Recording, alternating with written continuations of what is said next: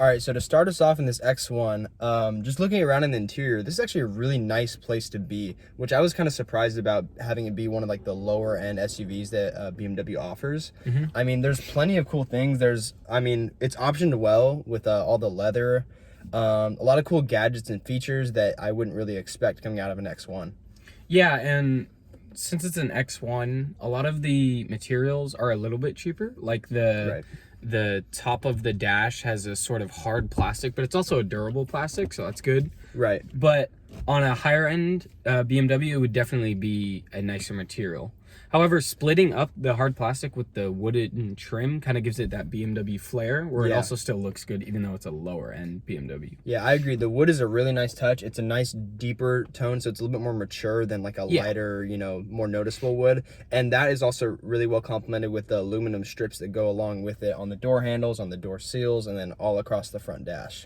So we are in a 2016 BMW, but this being the X1, it has its own shifter, which is really cheap looking.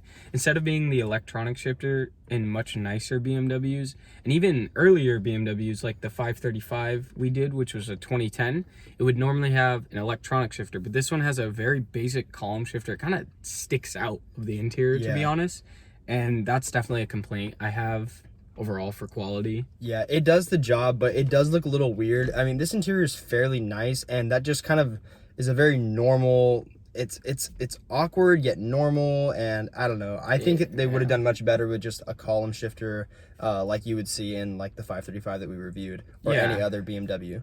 And it kind of just sticks out. That's the main thing. Yeah, it is a little awkward. It's noticeable. To go over some features in this car, a lot of which I did not think this car would have or even have been able to be optioned. Starting off with the heated steering wheel, in a really weird location, but it's there and it works really well. It's not one of those heated steering wheels where it's only in certain portions of the wheel. It covers the entire wheel, which is a really nice feature, especially for a luxury car.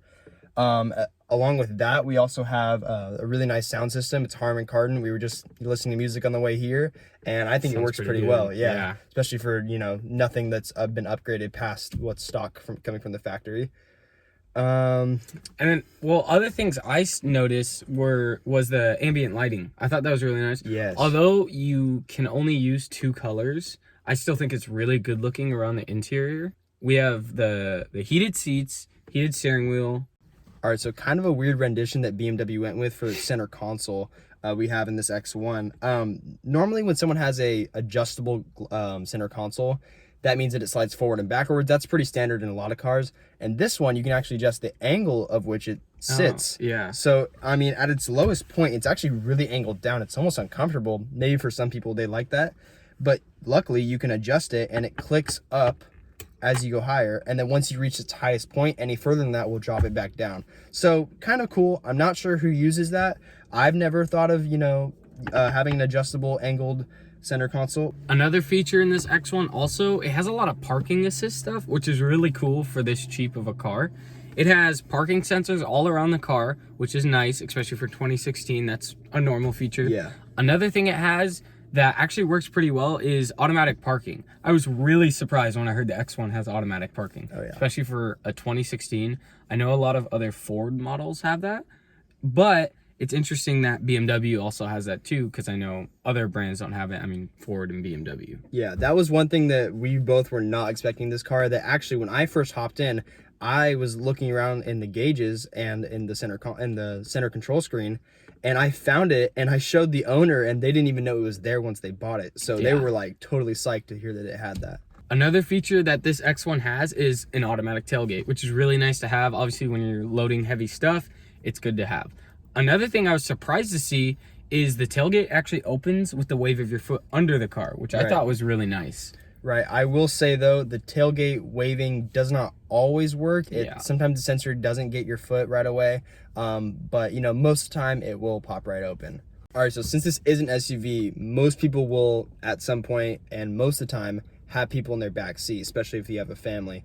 So speaking on the back seats, I will say that the back seat, it's leather all back there, just like the front. So it is comfortable, but not any more comfortable than you would expect. It's not as plush as the fronts, but it's definitely bearable. It's nothing crazy bad. Yeah, and it's just there to take your family on trips and Right. stuff like that. Yeah, they don't have a lot of amenities, but you know what? They're there and they're comfortable enough. All right, driving the X1. I will say the heads-up display actually is really nice. I could get used to this. Oh, my with car. the speed and everything. So the X1 has got a 4-cylinder, turbocharged, 2.8 liter. Yep. Actually, you know, for a car with a, relatively small, it's a 4-cylinder, it's turbocharged. It has some good get up and go. It's not really too slow. I don't have any problems with the power. I never feel like I'm needing power like I do with some other cars. Other 4-cylinder turbos. Exactly. Yeah. This car actually it uses that economy engine really well. So I was in eco mode. Gonna throw it into sport. All right. See how that treats me. Brake pedal seems to be the same. Steering is noticeably stiffer In sport? Yeah. Okay. But it's a different kind of stiff, and you still feel the body roll. There's no electronic like stability in that way to where it kind of levels you out. There's still some body roll, and no matter what mode you put this car into, you never feel really connected, which is a problem I feel like with the electric steering and the fact that it's an SUV. Yeah, it's just a larger vehicle. Yeah, it's not meant to be super connected and low to the ground and have all these other things. It's meant to be comfortable to take families in, but it's got a little bit of a sports side, which I can appreciate that. I can appreciate having at least some sport. So we are on a back road, but we haven't quite hit the twisties yet. So I'm gonna take it out of sport mode, throw it back into comfort, and just see how this thing rides. Yeah, it really does. It has a nice soft suspension, which it isn't the best for, the twisties and the turns and everything, right, but it's good for everyday driving, which is what mostly you're going to be doing in a car like this. We're hitting the twisties right now. So we're going to go ahead and go into sport. Yeah, see how it takes this corner. Not going to send it though. There we go. You definitely feel the turbo kick in. You know what I feel? Honestly, I feel car behind me more. I feel like the car, there's a lot more weight behind me. But yeah, it's definitely performing, especially when that turbo kicks in. It's very stable, for the most part. I'll say the transmission is excellent. It's not a dual clutch, not that I've ever driven one.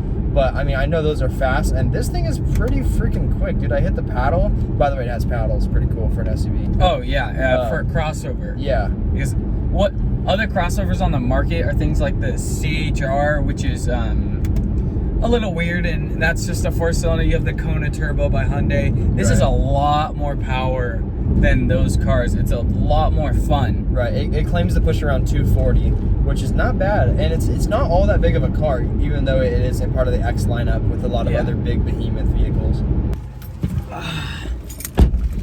Okay, so now that I'm in the driver's seat, I do have it in sport, and here's how I'll describe the steering. Yeah. Just a little too late, but that's also a part of the car. When I'm steering, it's direct, but I have to really make it be direct. I have to really give it a lot of input, but that's also due to the size of the car, so I'm not really faulting the car for it, but it's definitely more electric and assisted than a traditional sedan or something else from BMW's lineup. Okay, so now I'm going to give it a little bit more gas in sport mode. Oh yeah, it definitely pulls. I definitely feel that. And that's more of the turbo doing the work, right? Yeah. The turbos are designed to be more on the low end because that's where this car spends most of its time, is the low end of the rev range. However, it has good top end. I don't spend much time there just because it doesn't feel right for this car. This car is meant to be in the lower, anywhere from 1 to 3.5, and that's where it really shines. I feel like that's when the turbo is ready to go, and you're good. A part of the engine is BMW traditionally makes 6 cylinders. However, their 4 cylinders have a lot of not much low end power, but once you get into that turbo, it definitely helps. Yeah. I would say there's no complaints with torque in this car. This car is it's got really good low end torque, and it's fine once you get higher. Another thing about this car, mainly doing with the ride quality, is this suspension or something, when I'm steering into the little bit more curved turns and the twisties, it's very smooth. I said the steering was late, but I think part of the steering being late makes it smoother. Yeah. Because it's kind of doing a lot of the work for me in a sense. which can be good and bad. But for this car specifically, I think, you know, as a parent driving it or the primary consumer, that would be a good thing. Yeah, definitely. Yeah, driving this car, a lot of people feel cars are, or driving in general, it's a chore. It's something you have to do because you need to get to something else. Whereas enthusiasts don't feel that way. This car would support. This car can support, someone who just wants to drive and stay comfortable, not have to worry too much or have to, you know, make too many adjustments. It just kind of helps you drive more comfortably.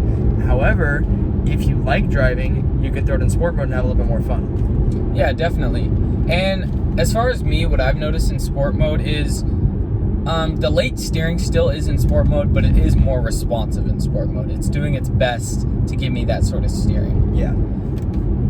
Another comment I'll have on the powertrain is this engine doesn't chug at all. Once the turbo specifically comes in, it's definitely ready to go and very peppy. It's not sort of a late turbo or it's waiting on power.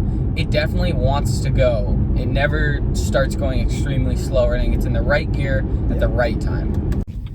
And overall, I am pretty impressed with this car. I think it could be more of a dad car or just a family car. And definitely it has a sporty side to it that you can kind of access at any point with the 4-cylinder turbo. All right, so that was our review on the 2016 BMW X1. And if you liked it, maybe consider subscribing. We'll have more videos out soon. See ya. See you guys.